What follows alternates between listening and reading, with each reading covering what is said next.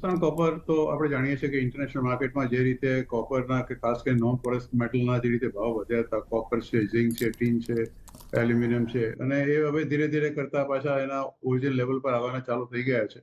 અને અત્યારની પરિસ્થિતિ જોતા જો સૌથી વધારે આ જો વોર વધારે લંબાઈ તો એનું economic impact is going to be there on each and every country in the whole world.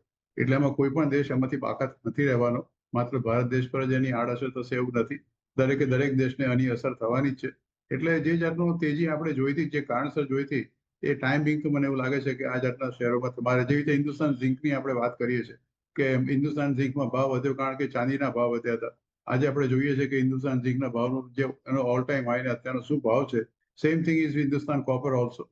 એટલે મને લાગે છે કે એ અમે હાલ પૂરતું તમારે એમાં કોઈ રોકાણ કરવાની જરૂર નથી. બીજું